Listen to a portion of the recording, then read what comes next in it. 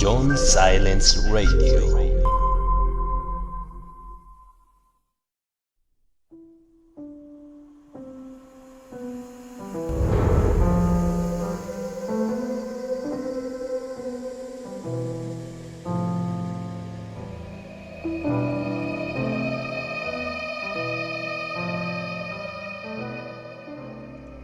Hola, ¿qué tal amigos? Sean bienvenidos nuevamente a este programa de misterio y de terror, este nuevo podcast con John Silence Radio. Hace tiempo me decían, John, ¿por qué dices que es un programa de radio si no es emitido a través de las ondas radiofónicas? Es verdad, esto es un podcast. Un podcast es un archivo de audio que puedes encontrar en internet y donde puedes escuchar programas grabados, pero parte del concepto vintage o retro del programa es que se escuche o se sienta o se perciba esto como un programa de radio. Por eso la música de fondo, por eso cuando digo vámonos a unos comerciales y toda esta circunstancia. Es parte del concepto de este programa. El día de hoy también, como parte de este show, quiero agradecer de una manera muy importante a grandes amigos que han estado siempre activos en la página de Facebook en relación a este canal. Destacan unos muy importantes, pero no voy a decir nombres, ustedes saben quiénes son. Por ahí hay una señorita que nos está compartiendo algunos poemas de Sor Juana Inés de la Cruz. Algo muy importante y relevante al tema que vamos a tratar hoy. Le doy las gracias a ella. Por ahí otra señorita que anda en Estados Unidos trabajando en un restaurante de comida italiana. También me debe algún día algún platillo especial, alguna lasaña, algo de comida italiana que es de mis preferidas. También a un amigo que está en California, creo que está ahorita en Estados Unidos, que le dicen el gato, a ver si adivinan quién es. Otra amiga que, ¿qué les puedo decir de ella? Es una gran pintora. En estos pocos días ella ha estado descubriendo su talento. Otra amiga que es como una hechicera de los bosques, que me ha mandado videos de sus gatitos pendientes escuchando este programa. También un saludo especial a una persona que participa en la música de este canal y que hace poco tuvo un concierto increíble donde pude escuchar el tema de Saint Seiya orquestal. ¿Quién será? ¿De quién hablo? Otro saludo a un colega donde yo trabajo que me escucha. Un saludo muy especial a una personita que hace poco descubrió el canal y que le tengo mucho aprecio porque es uno de mis queridos alumnos. Empieza su nombre con B para darle más pistas, para que se emocione de que le mande saludos.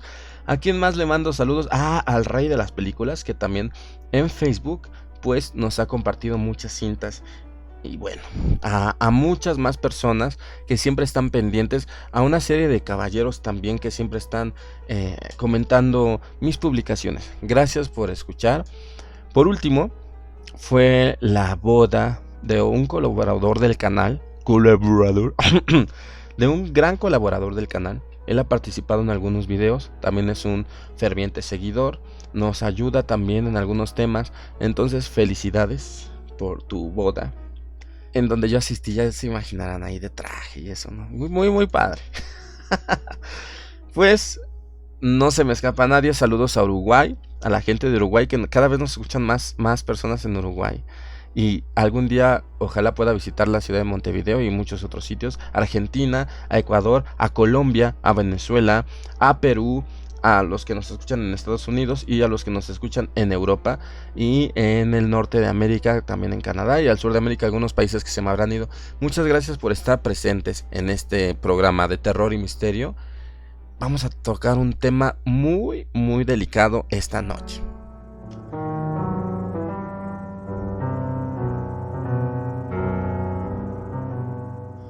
Tuve que pausar un poco porque estaba vibrando mi teléfono y me di cuenta que era otra gran amiga, que es la mujer que me causa muchos dolores de cabeza en esta vida. Yo tengo la culpa, yo lo sé, pero cada que la veo es un dolor insoportable. Yo quisiera verla bien y decirle, porque es linda y le tengo aprecio, pero cuando la veo me siento mal de verla porque sé que me va a lastimar. Y ella es mi dentista. Un gran saludo a mi dentista también, que me tiene mucha paciencia y que me dice que me comporto como niño en el dentista. Lo siento mucho, doctora, lo siento mucho. Y bueno, pues ya. Fíjense que hace tiempo, desde que se estrenó La Monja, yo estuve muy interesado en saber el origen de esta historia de la película de La Monja. Y por ahí estuve leyendo un poco y resulta que está basada, entre muchas leyendas y muchos mitos, en una película que se llama Los Demonios, que es de Ken Russell, que estuvo censurada por allá de principios de los 70s. Y esta película nos habla sobre una posesión, la posesión satánica comunal, por así decir, muy importante, porque todas las monjas de un convento decían haber estado poseídas por allá en 1634 en un lugar llamado Loudun, en Francia. Fue la posesión comunitaria, por así decirlo, más importante que se conoce, y además muy tétrica, ¿no? Porque las que resultaron estar supuestamente poseídas, pues eran un montón de monjas. Y eso lo hace un poco más escalofriante el hecho. Se supone que las monjas son esposas de Cristo, están entregando su vida a Dios, encerradas en el convento, y de pronto entra un demonio y se posesiona de todas ellas, ¿no? Es algo muy tétrico. Y desde entonces yo me puse a investigar dónde había salido la película de La Monja, y resulta que esta es una de sus máximas influencias, la historia de las poseídas de Loudun. Y después me puse a buscar las películas que había al respecto. Hay dos muy buenas. Yo solo conseguí una, la de Ken Russell. La empecé a ver así como de, bueno, a ver cómo está, porque además no la conseguí en muy buena calidad. Y la empecé a ver y wow, me dejó muy impactado. Llegó un punto en que yo estaba, porque yo estaba haciendo otra actividad aquí en mi escritorio. Estaba haciendo una actividad y dije, voy a poner esa película, y la empecé a escuchar. Y la empecé a ver, y bueno, yo dejé de hacer todo lo que estaba haciendo y terminé viendo esa película. Y después, pues ya pasó el tiempo. Mi gran amiga Elizabeth Joval me regaló una monja de juguete. Me la mandó desde Estados Unidos. Esta monja es de la colección de Living Dead Doll. Le agradezco mucho. Y así he estado yo en relación a las monjas. Después una amiga de Facebook me dijo que si podía publicar poemas de Sor Juana Inés de la Cruz. Luego fui yo, ustedes ya saben, en el programa pasado, visité el Desierto de los Leones, donde se encuentra el monasterio más viejo de México, el primer monasterio construido en el territorio mexicano, que ahora está abandonado. Y nuevamente surge en mí el interés por la vida eclesiástica y su relación a la propia contraparte que ellos crearon, ¿no? Que en este caso es el demonio. Muchas personas no hemos estudiado teología, no hemos estudiado religión, no sabemos por dónde va la situación, solo sabemos que el diablo es el malo, ¿no? Y Dios es el bueno. Y que existen frailes, curas, monjes, monjas que dan su vida por Dios, y que además trabajan durante toda su vida para poder seguir enseñando el evangelio por todo el mundo. Y bueno, pareciese que pues esa es la buena, la religión buena, ¿no? Porque nacimos en América, porque aquí en México casi todos son católicos y en Estados Unidos todos son evangélicos, pero al final la mayoría de los americanos pues profesan una religión con una cosmogonía y con una raíz judeocristiana, en el cual pues el Dios principal, seas católico, seas protestante, seas testigo de Jehová, el Dios principal es Jehová, ¿no? Y creemos que esa es la onda y que esa es la buena. Pero amigos, no, vivimos en un planeta donde hay muchas culturas. Y por ejemplo, a lo mejor en China no. En China dicen, no, es que es Buda, Buda es Dios. Y son más chinos que nosotros. China está súper poblada, ¿no? Y si tú vas a China, pues a miles de kilómetros a la redonda vas a estar rodeado de una cultura que piensa que Buda es la onda y Buda es el verdadero Dios.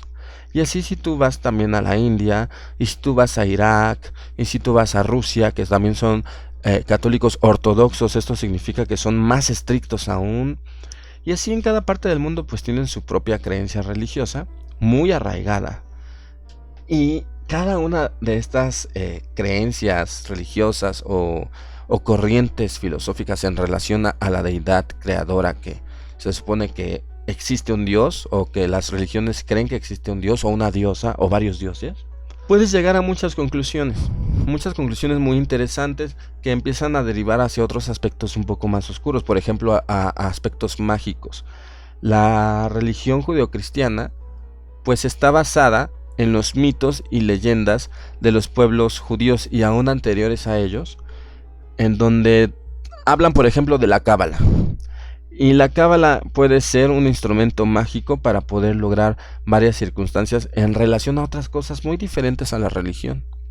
Y así nos vamos metiendo a cosas muy oscuras y muy extrañas, hablando de todas las religiones, pero en este caso, de todas las religiones que provienen de Medio Oriente, por así decir, que es la religión judeocristiana, ¿no?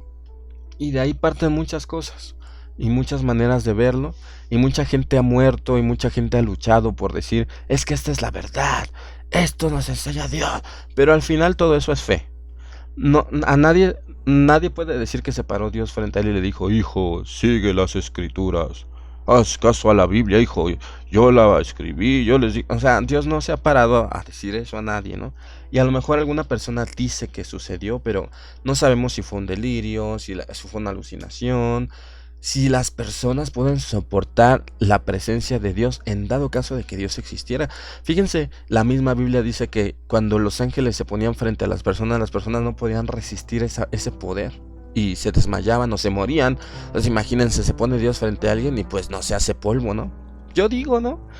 Entonces, pero hay muchas ideas, pero al final todo está basado en la fe. Si tú crees en la diosa Atena, es tu fe. Quieres creer porque quieres. Si tú quieres creer en la Biblia, es tu fe. Tú quieres creer. La Biblia es un resumen, o más bien es una colección de varios libros. Hay libros más antiguos que la Biblia, pero si tú quieres creer en la Biblia porque eso te dijeron tus padres, pues es tu fe, pero no quiere decir que es verdad. En cuestiones religiosas no hay verdad, aunque cada una de las religiones dicen ser la verdad. No hay verdad.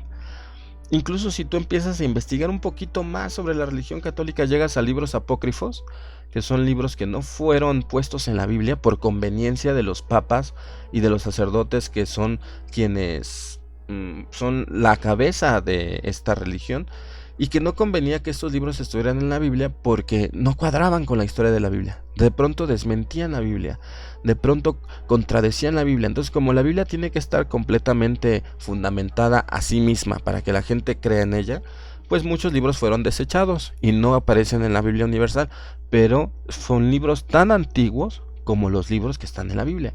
Incluso hay unos que son más antiguos y que hablan y revelan la verdad sobre cuestiones que supuestamente son un misterio, como por ejemplo la Santísima Trinidad. Siempre te dicen es un misterio, pero no, en el libro de Juan está revelado ese misterio, y hablan que Dios no es una deidad masculina, que Dios es una deidad sin sexo, pero a la vez es considerada masculina y femenina. Vámonos a unos comerciales y regresamos.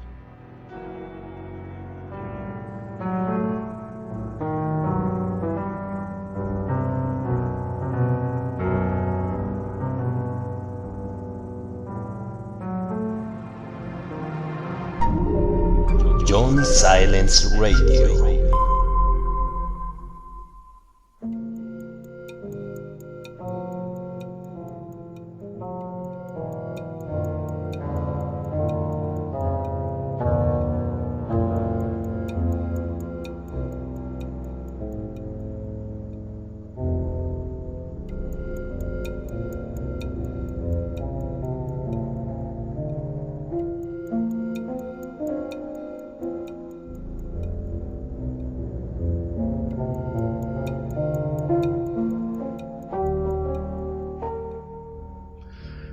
Y además de que hay mucha información en relación a las religiones, también existe el problema de que las pueden interpretar.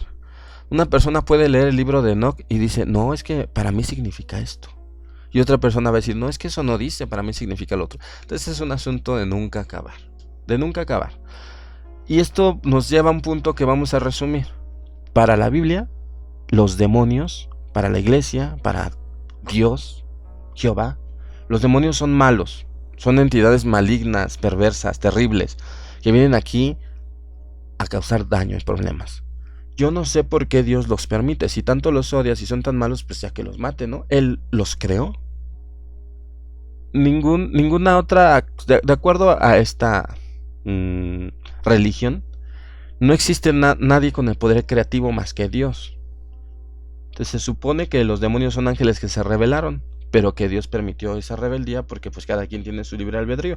Y al final estos ángeles fueron expulsados del cielo y ahora están en la tierra. Y ese fue su castigo. Ya nunca más, todos se arrepintieron, pero ya nunca más van a poder ver a Dios porque ya ahora ya están en la tierra castigados por haberse rebelado.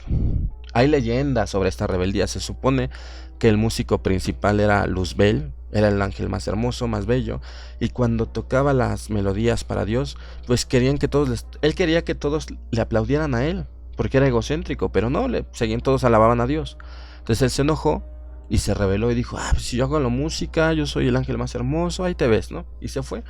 Esto es más complicado, Es más complicado porque si tú lees libros apócrifos, hay partes en las que te explican que ciertas entidades celestiales no son demonios, ni son ángeles, ni son dioses. Son pensamientos creativos que vinieron del Dios supremo innombrable, que no es Jehová, de acuerdo a algunos libros apócrifos.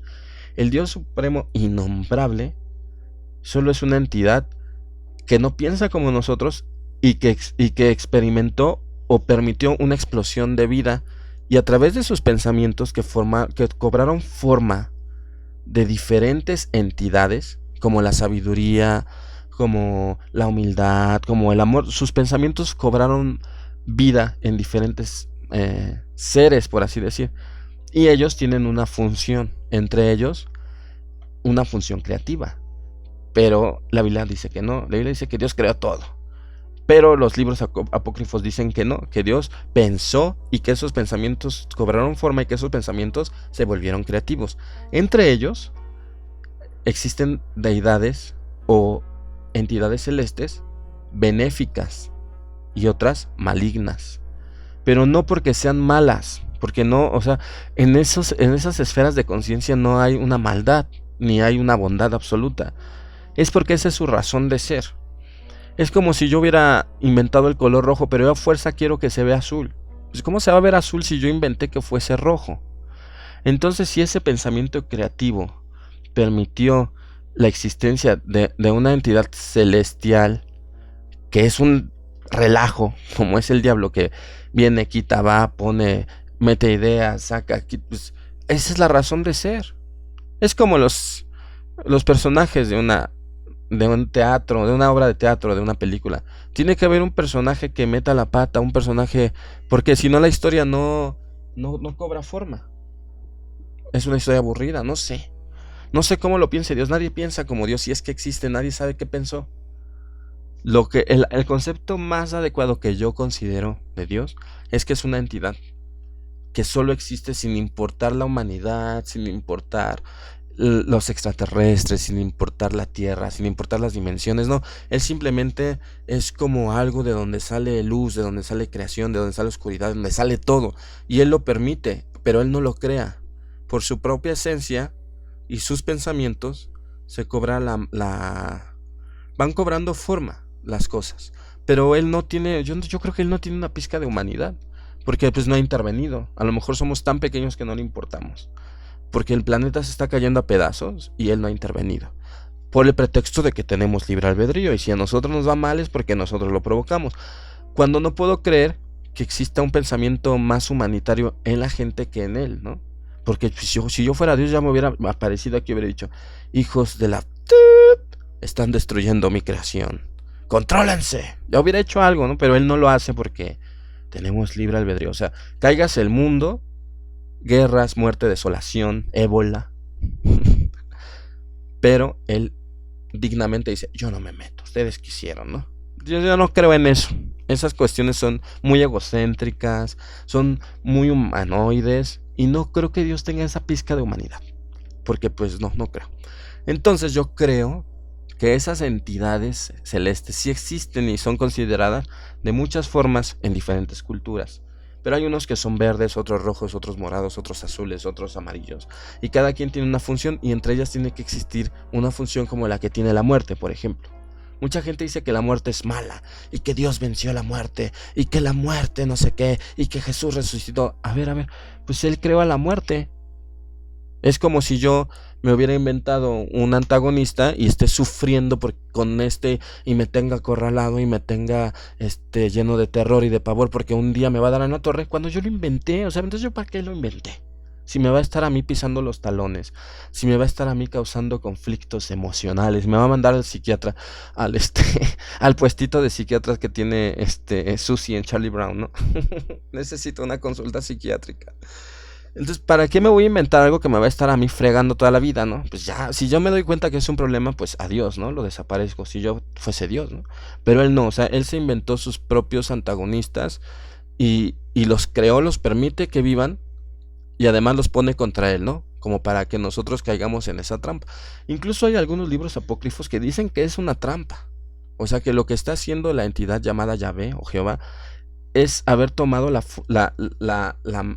por así decirlo, el papel de nuestro creador, pero Él no es nuestro creador. O sea, nuestro creador es un pensamiento de una entidad mayor, caótica, y Él es una parte de esa entidad que cobró forma y que tiene una personalidad, pero que vino a decir, yo soy.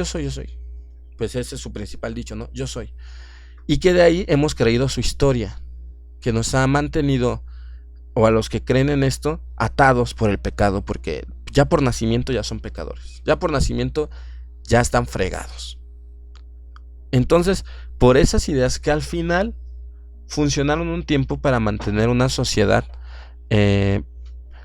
pues en orden. Si la gente no tuviera ideas sobre bondad, sobre maldad, pues sería un desastre. Sería esto peor, ¿no? Pero yo creo que las ideas, el fundamento de las ideas de bondad y de maldad no deben estar en una religión. O no deben de estar, porque te portas mal no vas a ir al cielo. O sea, no debe de estar una cuestión egocéntrica en eso.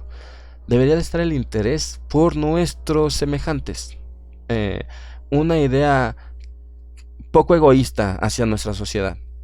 Tú eres yo y yo soy tú, porque vivimos en el mismo planeta. Y si yo estoy tirando basura y haciendo cosas terribles, te voy a afectar a ti, me voy a afectar a mí. Entonces debemos tener una conciencia dual de que todos formamos parte de un todo. Eso nos salvaría de las religiones. Pero como la gente es muy egoísta, pues crean las religiones para que te digan, ¿sabes qué?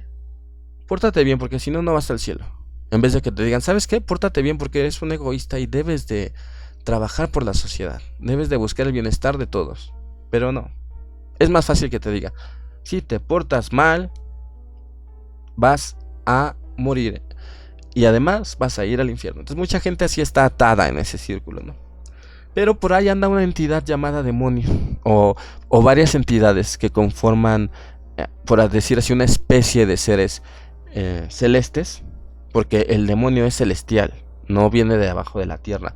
Él vino celestial según la cosmogonía y según la leyenda judeocristiana. Y fue castigado aquí. Entonces él y sus seguidores están aquí por castigo, porque eran ángeles. Como los elfos. Los orcos eran elfos. No sé si ustedes sepan que los monstruos que salen en el Señor de los Anillos eran elfos. Pero los torturaron y los capturaron, que se hicieron feos y así. Así son los demonios, eran hermosos, eran ángeles. Pero se rebelaron y Dios se enojó y los corrió. Y ahora están aquí. Ahí vamos bien, ¿no? ¿Por qué? Porque vamos a hablar de exorcismo. Yo sé que el marco teórico de todo esto es complicado, pero estoy tratando de que sea fácil. Y además hay muchas corrientes teológicas que me pueden contradecir. Pero recordemos que esto es una historia, es una leyenda, es folclore. No hay una verdad absoluta. Entonces, esta es mi visión de lo que yo he estudiado sobre esta situación. Entonces, ya que Dios hizo su círculo vicioso y nos hizo una historia de nunca acabar, en la cual nosotros somos culpables de las propias entidades que Él creó y de la propia naturaleza que según Él nos dio, nosotros somos culpables de eso. Por supuesto, porque no supimos emplear nuestro libre albedrío según Él. Ya que nosotros somos así, existe una entidad maligna supuestamente que es el diablo.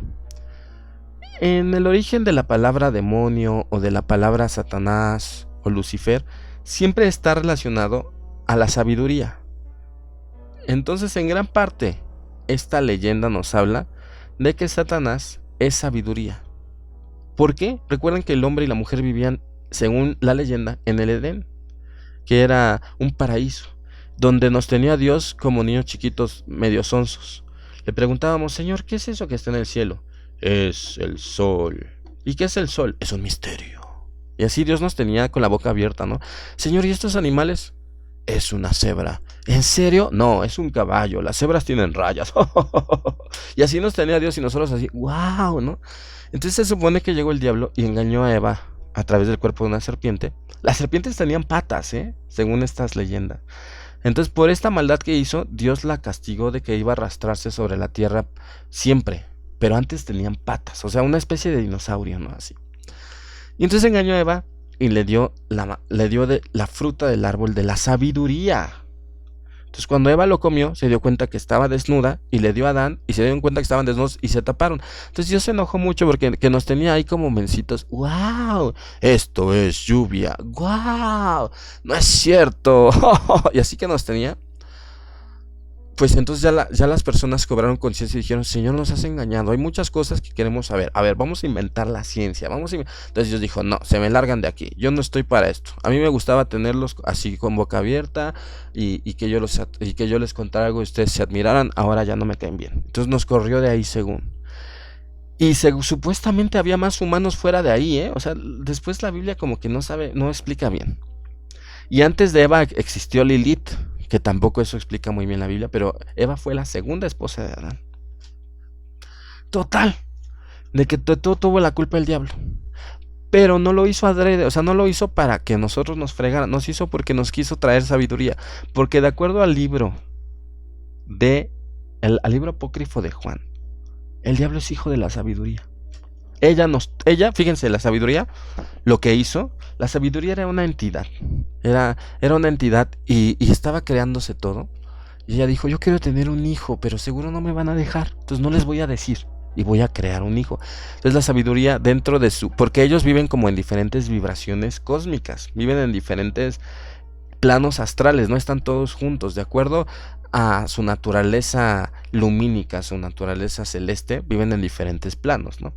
Y donde vivía ella vivían otros, pero no vivían los superiores. Ella tenía que tener acceso a ellos para poder permiso de tener un hijo. Porque todo estaba fríamente calculado, la creación estaba fríamente calculado. Por ahí me comentaba un ingeniero en sistemas computacionales que esta historia del libro de Juan parece mucho a cómo surgieron los virus de la computadora. Entonces, él piensa que el diablo, en el lenguaje de las computadoras, es un virus. Es como un virus. Porque lo creó, fue creado con una finalidad distinta a las de todos. Todos los demás tienen una finalidad creativa. Él tiene una finalidad caótica. Pero a la vez es lo que tiene que ser, porque esa es la verdad. Ese caos es la verdad. Pero no es aceptado ser enseñado, porque se rompe el equilibrio que las otras entidades o los otros programas computacionales crean por así decirlo, en un Windows, ¿no? O en un sistema operativo. Y así él me explicaba más o menos así en la realidad celeste, ¿no? ¿Por qué digo celeste? Porque se supone que estas criaturas viven en otros planos astrales superiores al nuestro. Y esto nos apunta hacia el cielo, ¿no? Por eso son entidades celestes.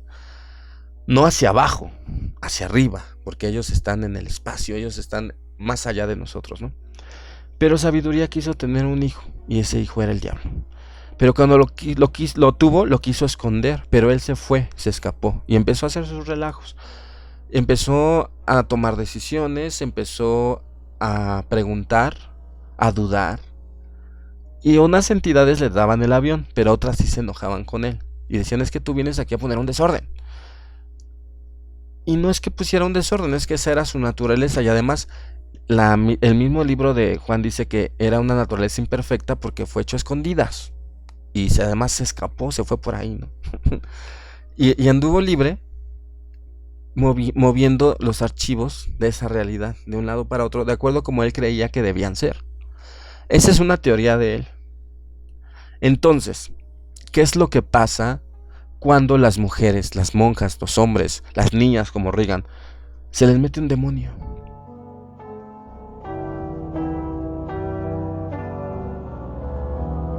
Hay diferentes maneras de abordarlo, pero para abordarlo tienes que conocer su raíz de quién es él. Porque si lo ves como si es alguien malo, no, esa no es su raíz. Su raíz es de que tal vez es un rockero, es un rebelde. Y enseñó a la humanidad varias cosas que supuestamente Dios no quería que supiéramos, pero él no lo enseñó. Y por eso Dios se enojó. Dijo, es que ¿por qué les dijiste?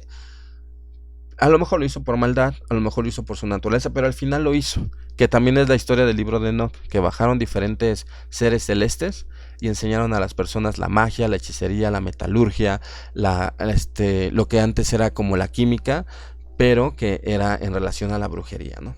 La alquimia. Y al momento de que nos enseñaron eso, pues los hombres empezamos a hacer uso de ellas y Dios también se enojó porque los hombres aprendieron artes ocultas. Esa es otra historia, pero Dios siempre se enoja porque se le enseñan a los hombres cosas.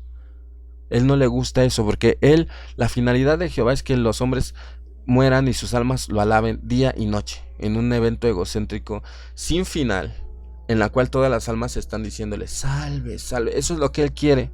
Eso es lo que Él dice la Biblia que Él quiere. Realmente quién sabe qué quiere.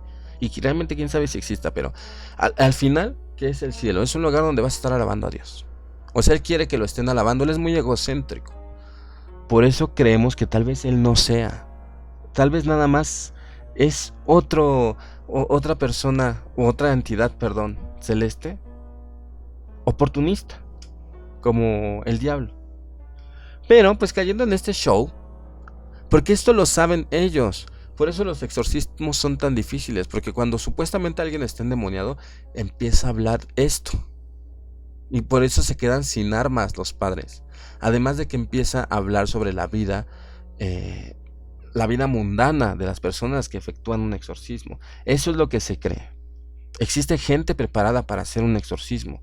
La iglesia todavía cree que los demonios pueden entrar en las personas y entonces manda a un especialista, que es el exorcista, para sacarlos.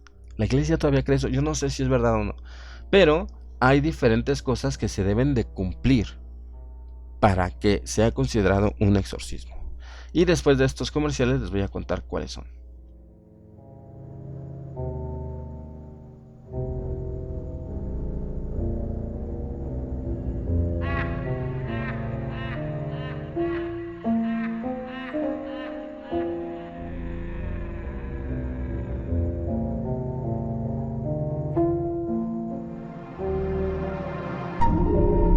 John Silence Radio.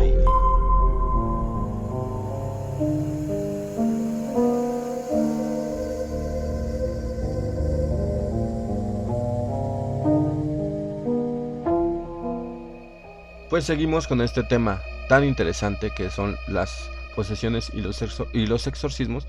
Déjenme decirles que yo lo estoy diciendo como un investigador de lo oculto. Yo sé que para muchas personas esta es la verdad.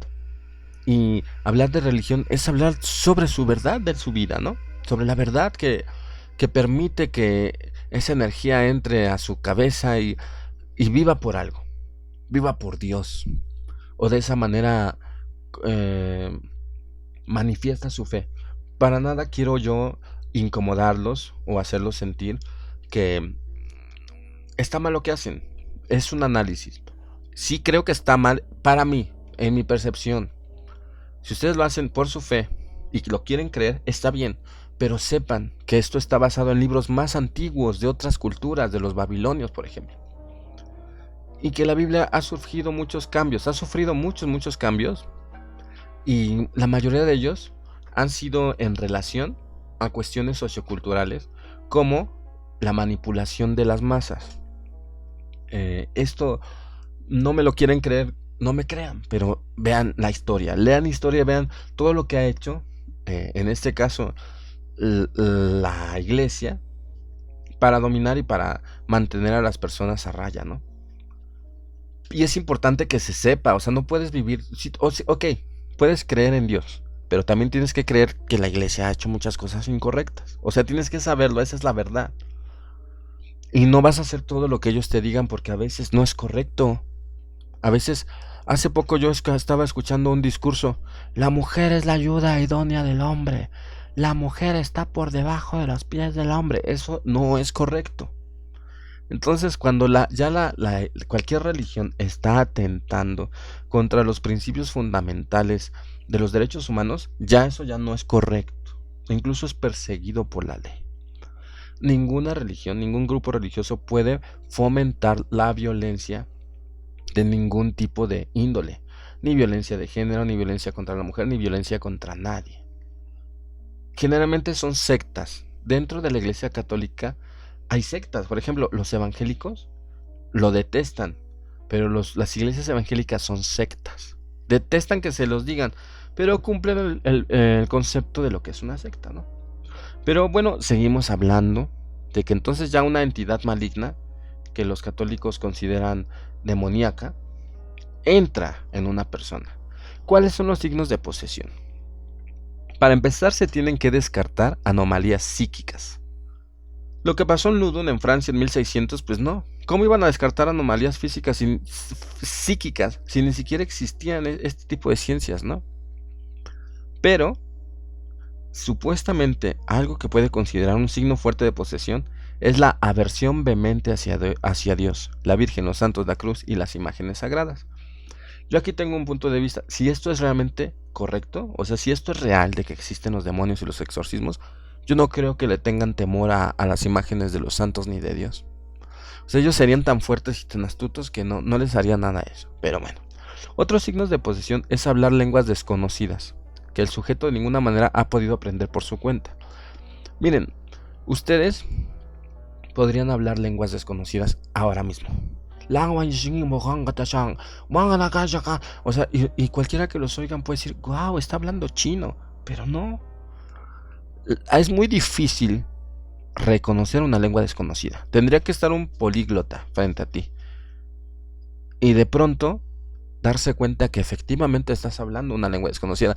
Pero las personas que están sufriendo una posesión satánica no hablan las lenguas más conocidas. No hablan inglés, no hablan italiano, no hablan portugués, no hablan alemán, no, hablan arameo, hablan latín, hablan idiomas antiguos, lenguas muertas.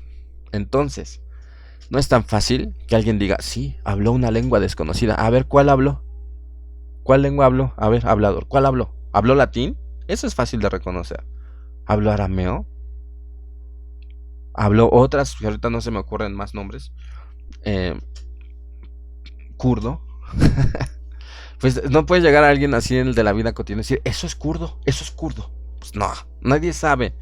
Por eso el padre que hace los exorcismos debe de estar muy, muy, muy preparado para reconocer los idiomas de lenguas muertas que están hablando los endemoniados.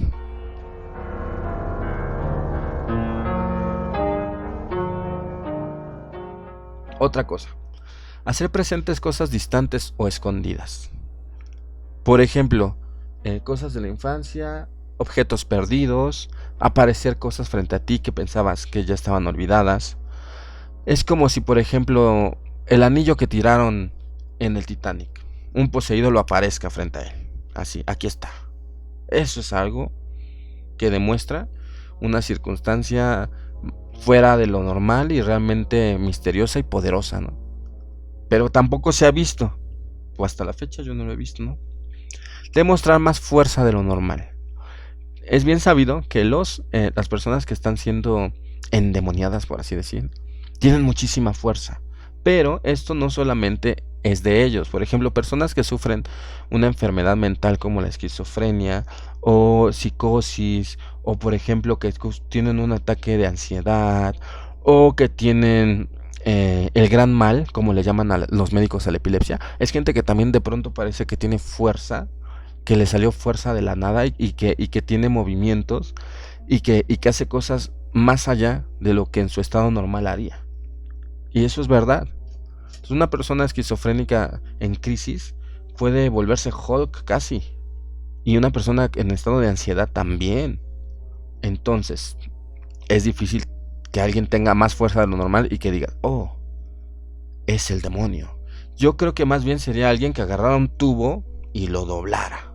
Ahí yo diría, esto sí es increíble. No que alguien agarrara una silla y la aventara, porque pues eso también lo podría hacer en sus 5 sentidos, ¿no? Entonces también esto de demostrar más fuerza de lo normal es muy subjetivo. El exorcismo lo tiene que llevar un sacerdote de la Iglesia Católica, autorizado por el obispo. No nada más puede agarrar el de tu iglesia aquí de la esquina y decir, yo te exorcizo. Tiene que mandarlo un obispo.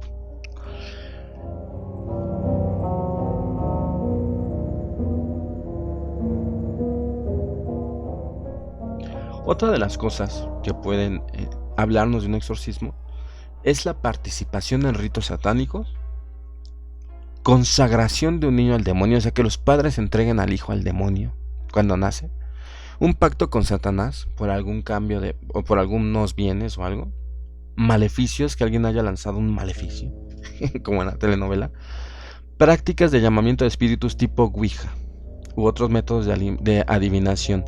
No todos los métodos de adivinación están relacionados a los espíritus o a los muertos. Por ejemplo, el tarot está relacionado a la energía universal, ¿no? Pero seguramente si un padre le pregunta al exorcizado, ¿jugaste tarot? Y dice que sí, él va a decir, fue por el tarot. Otra cosa es una persona que sea muy blasfema, que se la pase diciendo blasfemias.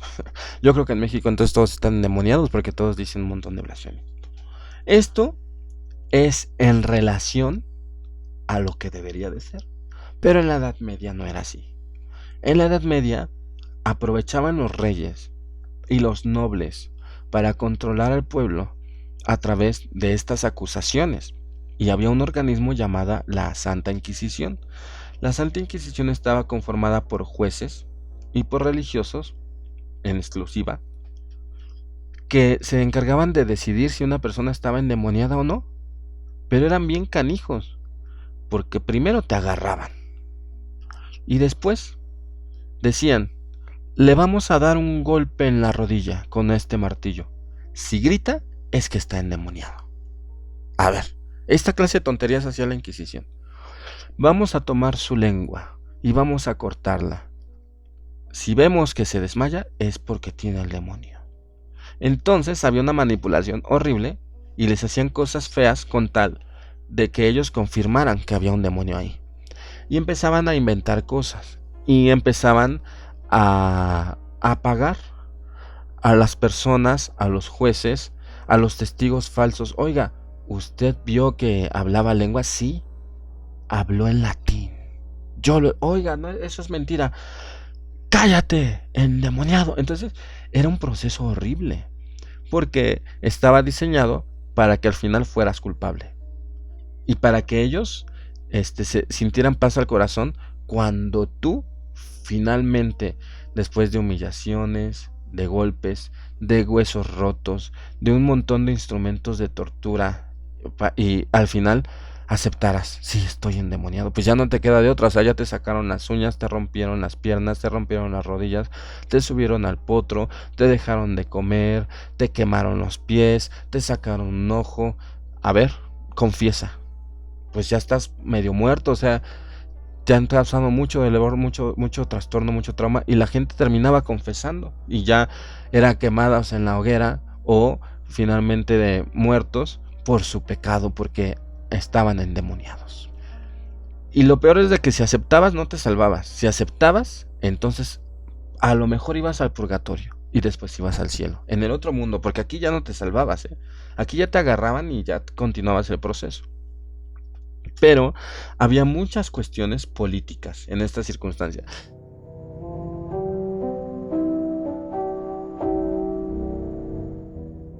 Y después de 40 minutos de hablar sobre el marco teórico de esta circunstancia, de este problema que son los exorcismos, vamos a hablar sobre las poseídas de Loudun.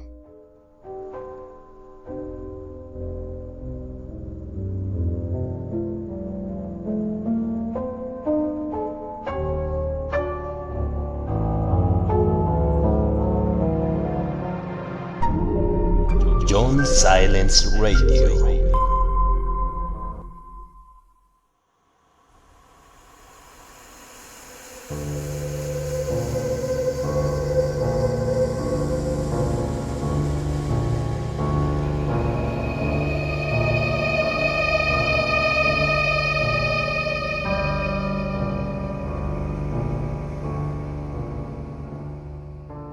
Las poseídas de Loudun fueron un grupo de monjas que todas dijeron estar poseídas en el siglo XVII. Ya sabemos que ellas vivían diferentes a los hombres, tenían una conducta silenciosa que no podía rivalizar con el mundo. Ellas tenían que estar encerradas, tenían que padecer el no tener objetos, el tener una cama dura, el que su vida esté completamente enfocada a bendecir y alabar a Dios y a servirles, ¿no? Pero había una madre religiosa, una madre superiora. Esta señora, que fue la madre superiora, tiene mucho que ver en esto. Ella fue como que el principal problema. Ella se llamaba Jeanne de Belsier y religiosamente se puso Juana de los Ángeles. Acuérdense que las monjas se cambian el nombre, como la India María, que es ¿cómo era? Sor María Nicolasa del Sagrado Corazón y de la Cruz y del Perdón y no sé qué, que se le iba el aire, no podía decir su nombre completo, la India María, cuando era monja, ¿no? Ella había nacido, Jeanne de Belsier, Juana de los Ángeles, había nacido en una familia noble, pero como de niña le dio esta enfermedad en la cual se quedó encorvada y de talla diminuta. Es una poliomielitis, me parece que le dio poliomielitis, o le pudo haber dado también un problema en su columna, un problema en los huesos, ella tuvo una malformación. Desde pequeña estaba encorvada y se quedó chaparrita y se puso jorobada.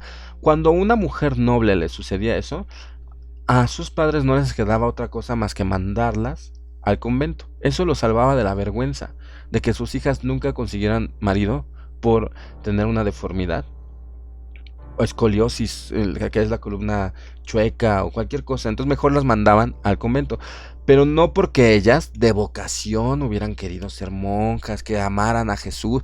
Incluso yo creo que tenían mucho resentimiento, ¿no? Entonces ya tenemos cómo era Juana de los Ángeles. Era una pobre encorvada de talla diminuta que tuvo que dejar su vida, ahora sí que en las altas esferas de la burguesía, para volverse monja. Y a los 20 años ingresó al convento de Ursulinas en Poitiers y desde ahí se trasladó a Loudun. Pero ahí ya ella fue muy intrigosa, era mala, ella tenía su corazón oscuro y siempre estuvo metiendo chismes con tal de ella ir ascendiendo, hasta que llegó a ser la madre superiora del convento de Loudun, con tan solo 27 años, demasiado joven para ser una madre superiora y sobre todo para tener a su cargo a todas las demás señoritas que vivían en ese lugar. Y por esos entonces existió un padre llamado Urbain Grandier. Urbain Grandier era muy guapo y todas las mujeres iban a la iglesia nomás para verlo. Y cuando él daba sus sermones hablaba con una elocuencia y tenía modales tan refinados y era tan apuesto, tan elegante, tan culto y tan atractivo, pero sobre todo por una capacidad de oratoria para decir sus discursos increíble, que pronto tuvo una gran popularidad entre todas las mujeres de ese lugar de Loudun. Decían que sus sermones dejaban a las mujeres así como desmayadas en las sillas de la iglesia, así como, oh por Dios, lo veían y se les caía la baba. O sea, yo creo que era un tipo guapísimo, ¿no? Porque además, entre las mujeres de las altas esferas, pues competían a ver a quién les aceptaba una invitación para alguna reunión social o para tenerlo como confesor. Hasta para decirle las confesiones, las mujeres se peleaban porque él no podía atender a todo el pueblo. Entonces era muy difícil y por supuesto ahí había alguna mordida, ahí había algún dinerito, algunas monedas de oro para que las mujeres se pudieran confesar con él, porque siempre ha sido el interés, ¿no?, económico de esas circunstancias. Por su parte, el padre Grandier tenía una idea poco habitual en esa época, porque él no se sentía comprometido con el voto de su castidad. Incluso él escribió un tratado donde explicaba por qué los hombres no tenían por qué tener un voto de castidad. En el fondo de su corazón él se quería casar, él quería tener una familia, él quería amar a Dios a través de una mujer. Él se quería casar, pero también él era un loquillo. Entonces, él se metió con varias mujeres de ahí, de la época. Tuvo relaciones con varias mujeres de ahí, incluso una de ellas quedó embarazada. Y ahí su problema se empezó a hacer mayor, porque esta mujer que se embarazó ya estaba casada y además tenía una familia muy importante con unas influencias en la parte que gobernaba esa zona de Francia muy fuertes. Y esta mujer lo odió porque él la dejó. La dejó y no le importó hacerse cargo del niño. Incluso con sarcasmo le dijo, pues diles a todos que yo fui. Obviamente la mujer no podía decir eso porque no solamente estaba la alcurnia del padre, sino también estaba su propia vergüenza, ¿no? De haber hecho algo tan poco ortodoxo, algo pues tan vergonzoso, porque si ella aceptaba que su hijo era del cura, a ella la agarraba la Inquisición. ¿Cómo es posible, bruja, que seduciste a esta alma de Dios? Y se la hubieran agarrado.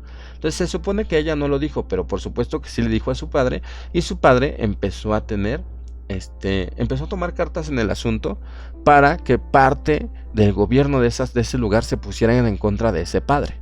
Pero no era tan fácil porque el padre también tenía muchas influencias, ¿no? El padre Urbain Grandier también tenía muchas influencias, entonces había una lucha de poderes. A su vez, Urbain Grandier conoció a otra mujer.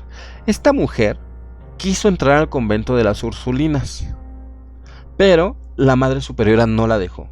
La mandó a leer un libro sobre la fundadora de esta orden religiosa, para que ella más o menos supiera a lo que se iba a meter, ¿no? Pero la rechazó, incluso fue como sarcástica con ella. Para esto la fama de Urbain Grandier era tal que ya había llegado al convento, a un convento de un montón de chicas alocadas, gobernado por una Madre Superiora de 27 años con un montón de líos mentales.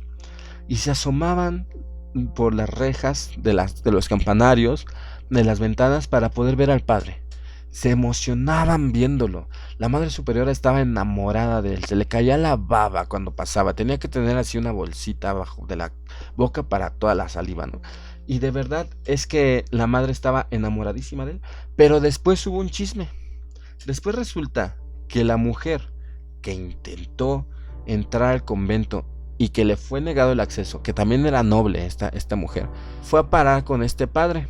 Y el padre se enamoró tanto de ella que le dijo, no te vayas a meter con las monjas, no, ahí hay puras cosas que no, tú quédate conmigo, me vas a ayudar en la iglesia. Y el padre le empezó a meter ideas a esta chica, y él se enamoró de ella, y al final, haciendo caso a lo que él ya había estudiado y a lo que él promovía, que el voto de castidad no tenía por qué ser llevado a cabo por los padres, al final él se casa clandestinamente con esta mujer, él mismo se casa con ella. O sea, no hay un cura que los case, él se casa con ella, encerrado en su casa, que por supuesto estaba a un lado de la iglesia de Loudun, pero es observado por los chismosos del pueblo. La gente se dio cuenta que él se casó. Para esto, la Madre Superiora se enteró del chisme de que él se había casado con esta mujer y se enojó y la maldijo a ella. Dijo, ¿cómo es posible? Yo le mandé a esta mujer que yo no la quise tener aquí, pero no para que me bajara al novio, ¿no? Pues porque la Madre Superiora estaba enamorada de Grandier.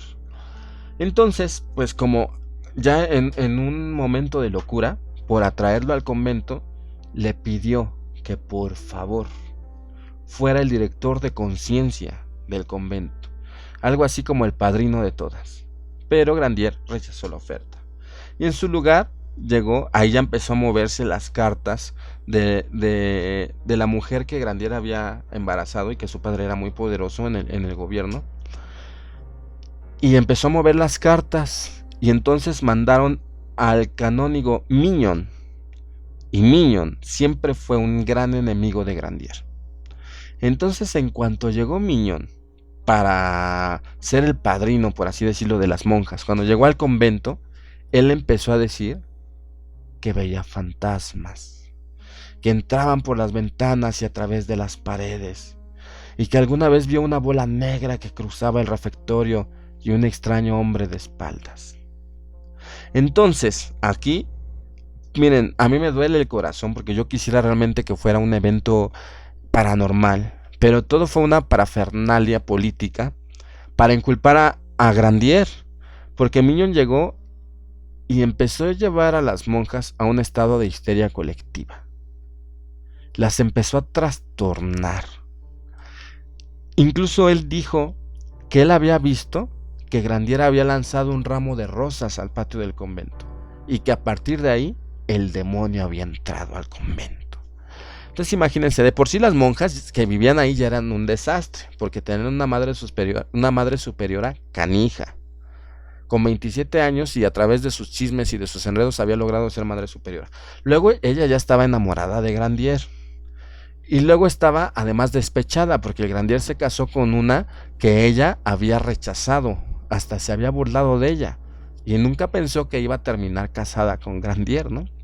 Entonces Mignon se dio cuenta que Mignon fue el sustituto, el que llegó a cuidar del convento, que era un enemigo de Grandier, que el mismo padre, que la mujer que él había abandonado, que pertenecía a las oficinas tributarias del gobierno, había mandado a llamar a Mignon. O sea, él ya estaba moviendo ahí sus influencias para que Garnier ya tuviera un enemigo más frontal en el pueblo, porque él era muy amado por todos, sobre todo por las mujeres. Entonces, y su alcurnia y la manera en que él daba sus discursos, pues nadie podía creer que lo que decían de él, ¿no? Porque pues él era un ejemplo a seguir. Él muchas veces fue a hablar directamente con el rey de Francia. Por eso lo odiaban también los políticos, porque él también tenía una gran palanca ahí, ¿no? Pero bueno, se dio cuenta Mignon que en realidad las monjas estaban histéricas, pero él se aprovechó de eso para utilizarlo para sus planes. Incluso fue a traer a otro cura para que no dijeran que era idea suya, para que pudiera certificar que las monjas estaban poseídas y que tenían que practicarles un exorcismo. Para esto las monjas, quién sabe qué les pasó.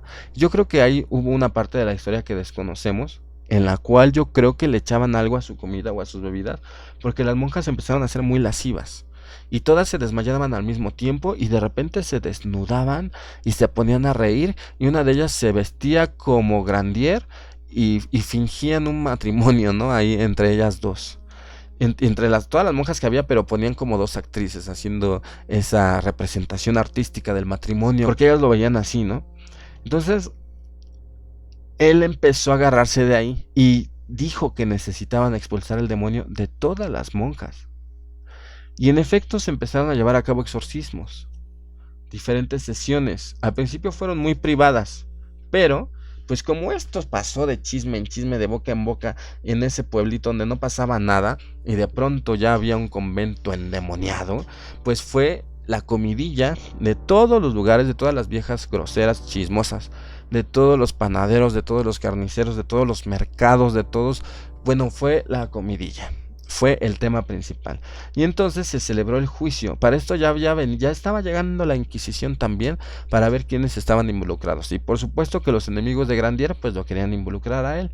Por eso se habló y se dijo que todo esto comenzó cuando Grandier lanzó un ramo de rosas al patio del convento, cosa que había inventado Mignon, ¿no? Y ya se celebraron diferentes exorcismos, primero en la capilla del convento, y en la capilla había camas para todas las monjas, y las tenían allá amarradas. Y todas estaban como en trance, hasta que de pronto empezaba a hablar el diablo a través de ellas. Hay un testimonio que dice que la madre superiora hacía violentos movimientos y al lanzar gritos como los de un cochino. Dicen que rechinaba sus dientes.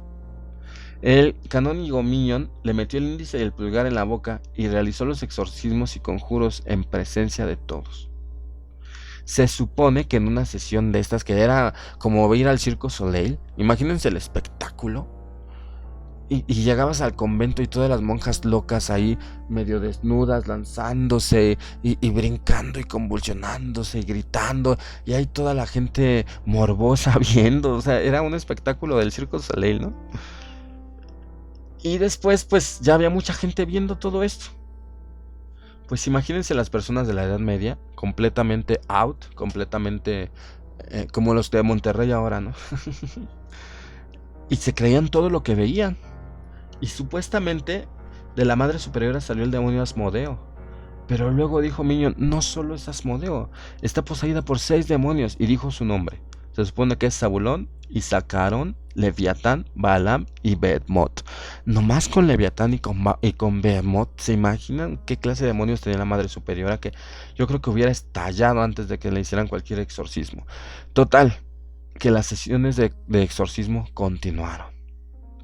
Y en una de ellas, la Madre Superiora, llena de ardor, de enojo, de venganza, dijo: fue el padre Grandier quien embrujó a todas las religiosas cuando envió el ramo de rosas, donde contenía el pacto con el diablo.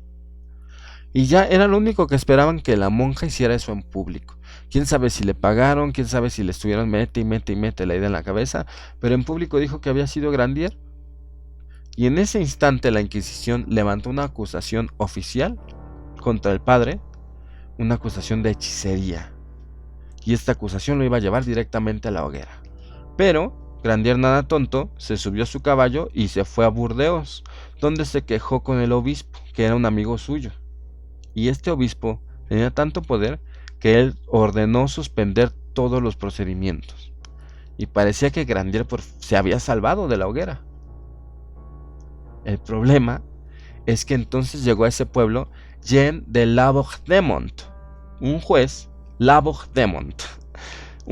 que traía el encargo de arrasar el castillo de la ciudad para imponer la autoridad de la monarquía. Entonces ya había una cuestión por ahí política, porque al parecer esta era una zona con cierta autonomía ante el trono, pero él ya pedía, el rey, que a través de Richelieu, que era uno de sus súbditos enemigos de Grandier, porque ya se habían resistido las autoridades y Grandier había cometido la imprudencia de ponerse del lado del pueblo para obstaculizar la demolición del castillo, porque ahí iban a imponer ahora sí que la representación de la monarquía. Y Grandier se puso del lado del pueblo. Entonces, al ponerse del lado del pueblo, él se puso en contra del rey. Y Labourdemont recuperó nuevamente, buscó los papeles y lo volvió a acusar de hechicería.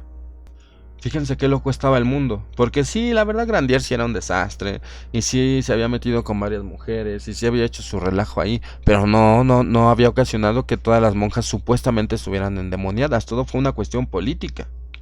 Pero nuevamente se levantó el tribunal, hubo 12 jueces, todos enemigos de Grandier, obviamente elegidos por Labourdemont, y a veces los juicios eran muy largos. Pero esta vez solo bastó 3 vistas para que le sentenciaran a la muerte en la hoguera.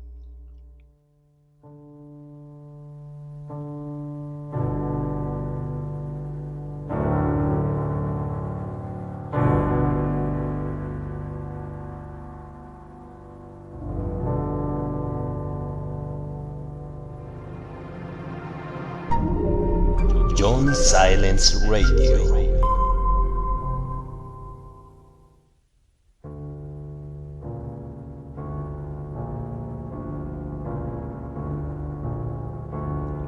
Grandier fue acusado, fue llevado al Palacio de Justicia, pero ahí dijo: declaro solemnemente que nunca fui hechicero, ni cometí sacrilegio, ni conocí otra magia que la de la Biblia.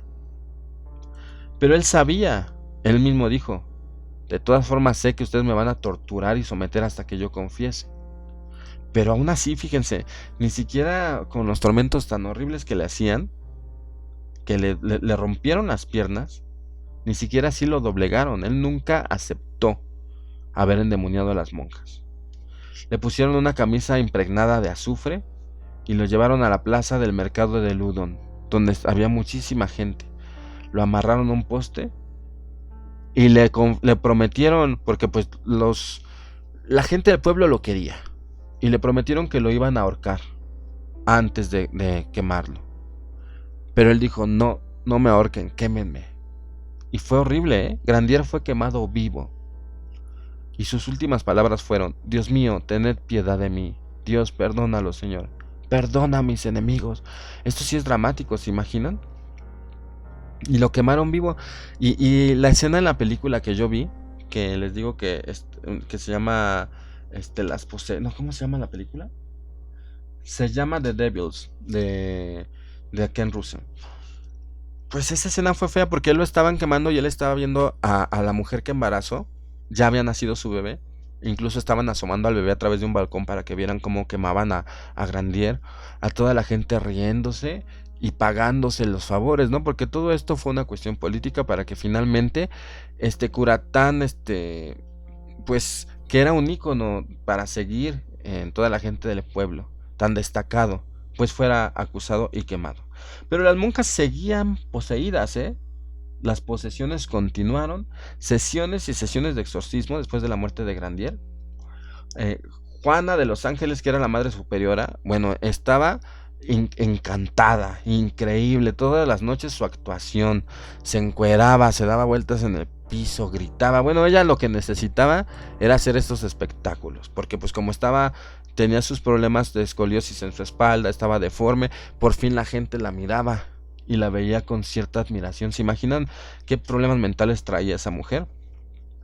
Y en 1635, cuando se salió el último demonio que tenía, se supone que este demonio le dejó escritos en manera indeleble en su mano izquierda, y ahí supuestamente estaba escrito el nombre de Dios, de José y de María. Y después de eso la monja enfermó de gravedad muy, muy feo, ya casi se iba a morir, pero se recuperó. Entonces lo tomaron como un milagro, y la gente aseguró que también por ahí hubo mano negra, que a una pintura de San José, ella la tomó, y supuestamente la pintura, al momento de abrazarla, San José quedó pegado en su camisa. Fue como algo milagroso. Dicen que le echaron agua a la pintura para que ocurriera eso, pero lo tomaron como un milagro. Entonces, los estigmas de su mano y esto de la camisa, pues recorrió toda Francia. Hizo una gira, pasó hasta por París. Pasó, la reina Ana de Austria lo vio. Y bueno, la monja desatada, o sea, era la estrella, era la Lady Gaga de 1642, hasta escribió una biografía donde narraba sus posesiones. Y en 1665 falleció por una epiplejía, lo hizo con completa sanidad, y al final la tomaron como santa.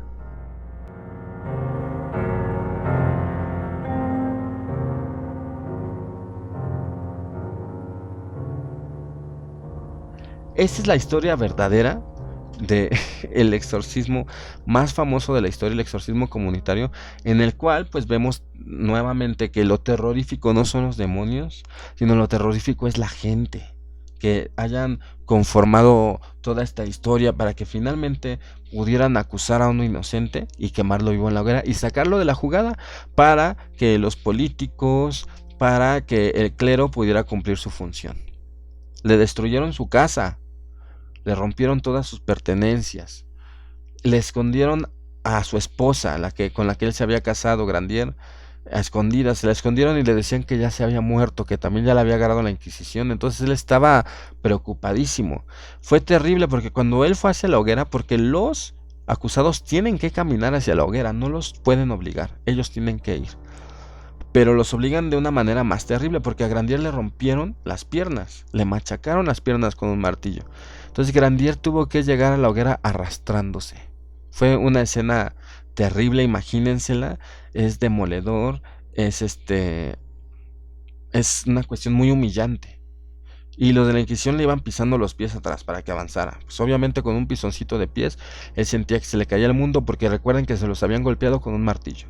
Y esa es la historia del convento de Loudun, de las poseídas, de las cartas. Aquí incluso entregaron un supuesto pacto con los demonios que se encuentra en la biblioteca de Francia. Aquí lo tengo, yo lo estoy viendo, solo que no entiendo la letra. Hay algunos signos satánicos supuestamente. Y pues qué terrible situación que esto haya acontecido.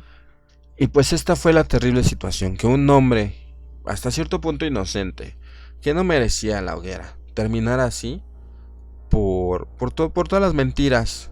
Y ahí sí no les importó, ¿verdad? Que Dios los viera y que Dios los castigara. No, a ellos no les importó eso.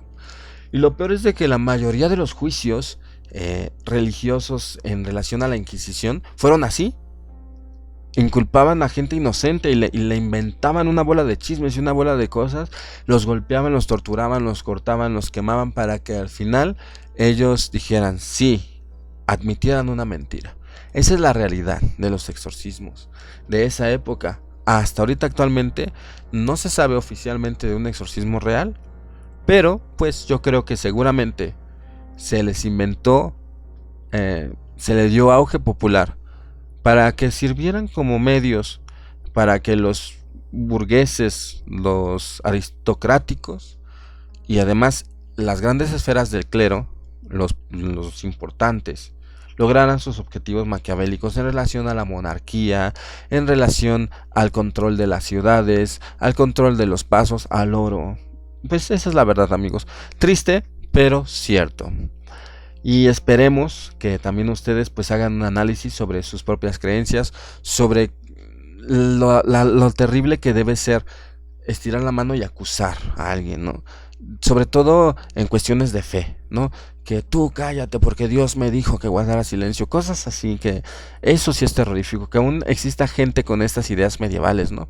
Pero bueno, amigos, esto fue John Silence Radio. Recuerden, por favor, comenten, déjenos su mensaje aquí. Por favor, a todos los que saludé también, pónganme aquí la respuesta, su saludo de vuelta en los comentarios del video. Recuerden, por favor, a las demás personas que ustedes conozcan, compartan este video, compartan nuestro canal. También estamos en Spotify. Y pues los espero, amigos. Gracias por estar aquí. Esto es John Silence Radio. Cambio y fuera.